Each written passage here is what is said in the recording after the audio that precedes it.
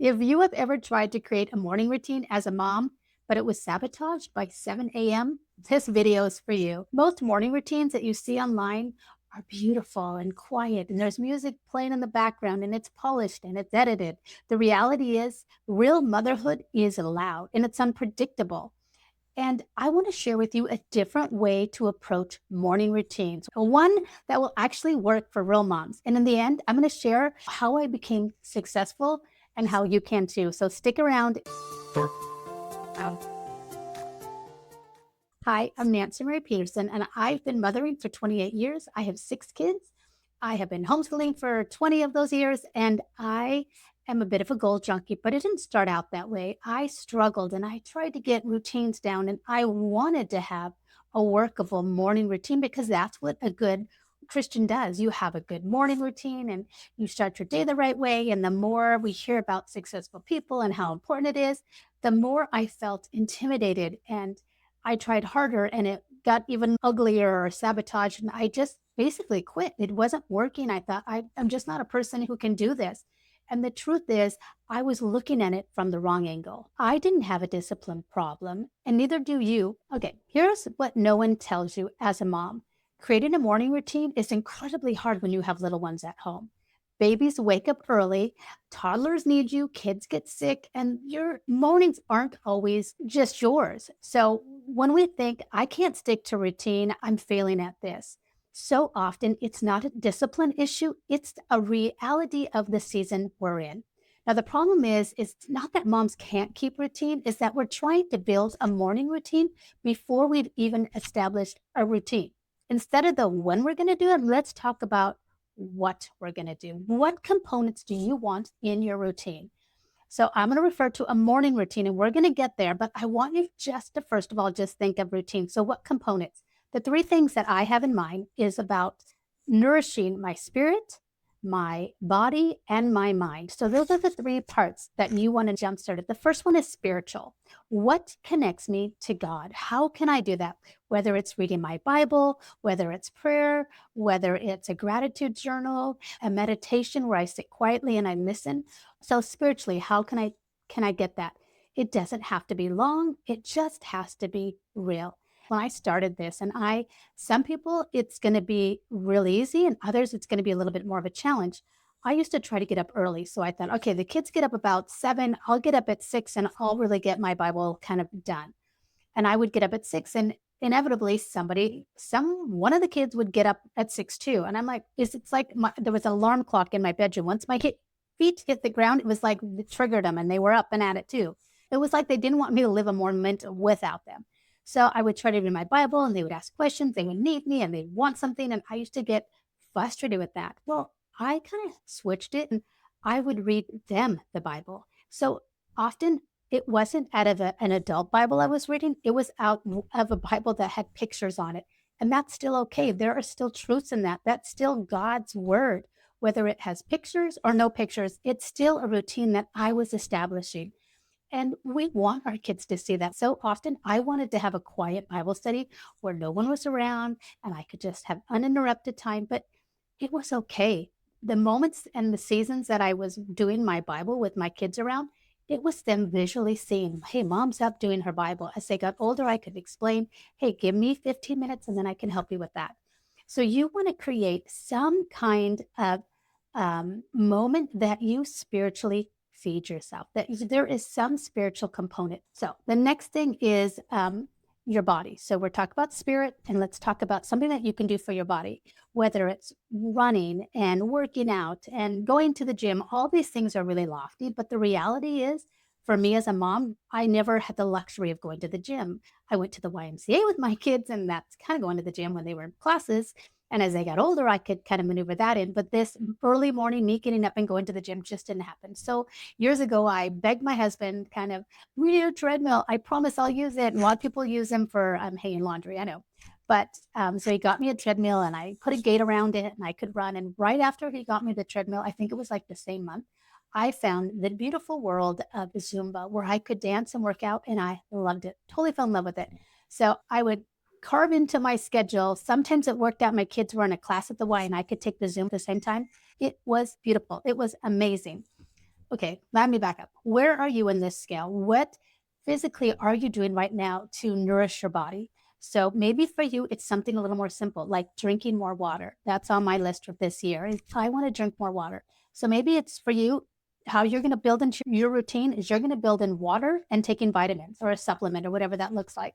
So maybe you need to start a little bit smaller. Maybe for you, you're not going to the gym. Like I didn't go to the gym for years, but I can walk around the block. I watch my daughter who has two little ones. She has a it's almost 3 months and a 2 year old, and she goes and puts them in a stroller and she goes for a walk every day.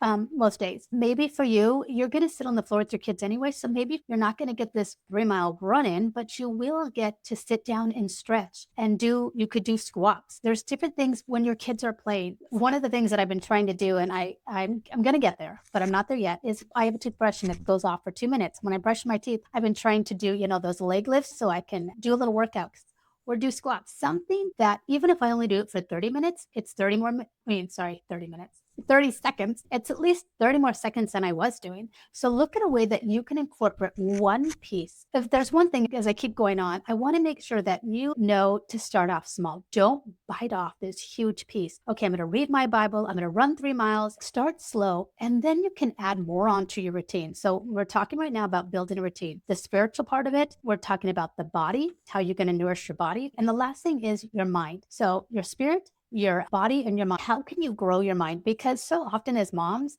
I feel like we kind of get plucked out of the real world and we're in, especially as a homeschool mom, I feel like I was in the Apple world or teaching them to read or to do all those mommy things and my vocabulary kind of lost. And so it's really important that you still engage in learning. You still grow your mind, whether it's listening to podcasts, watching good YouTube videos. One of the things I love to do is I get books from the library and I get them in Audible and I listen to them when I'm cleaning the house. And so find a way that you can grow mentally to stretch your mind.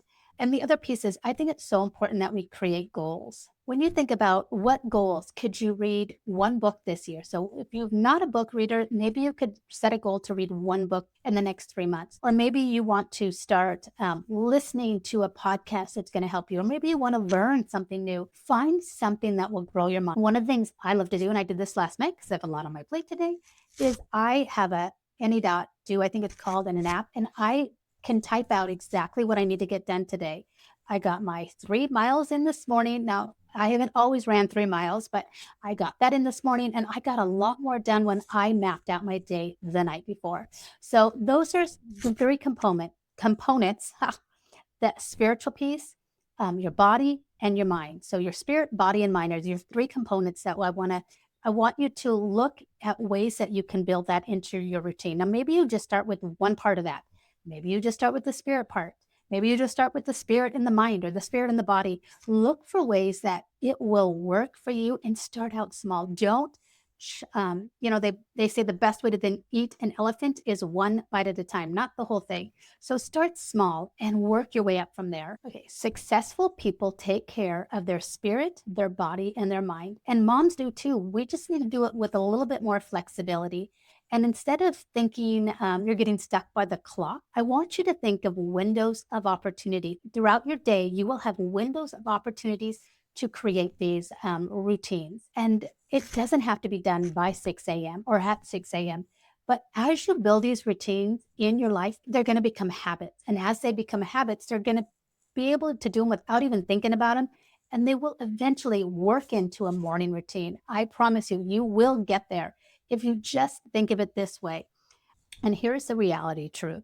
If your routine only works at one time of the day, it will not survive motherhood because that's not how motherhood is set up. We're 24/7, 7 days a week. And if you can only have this routine in the morning between this time and this time, that's the only way you can get it done. It's not going to happen because those aren't the parameters that we have the luxury of living within. So you need to give yourself permission to have the whole day to establish and to accomplish these routines. This is a permission that moms rarely get. We think we're failing when we don't do it first thing in the morning. And the reality is, if you miss the morning, it's okay. Fit it in later in the day. That's okay. If the day is chaotic and you just can't, let it go. Give yourself grace. Grace is just part of the system when we talk about motherhood.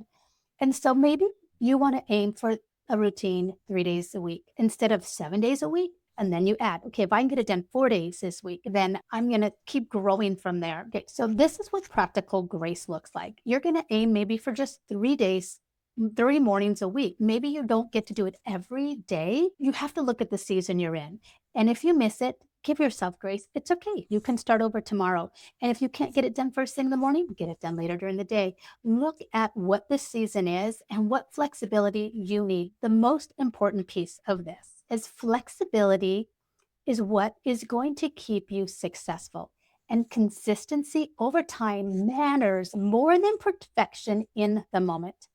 So let me just rephrase these so you can hear it clearly for you as a mama who I wish somebody would said this to me is your routine should match your capacity. Small habits do not make you weak, they make you wise. And what you repeat becomes who you are. Now, if you think about reading your Bible, maybe where you're at, maybe it's not several chapters. Maybe it's just one chapter. Or maybe for you, it's not one chapter, it's one verse. Maybe it's not a full 3 miles run. Maybe it's just a few squats while you're feeding your child their meal or getting something ready, brushing your teeth. Maybe it's not a full plan. Maybe it's just one goal that you set out the night before and you get done. So you want to look for routines that will actually work for you as a mom and in within the parameters that you have to live in. So I want to address that YouTube illusion. When you see these morning routines, they're usually prepped the night before. They're filmed over multiple days. They're edited and they're calm and there's background music. And that's not the reality that most motherhood lives within.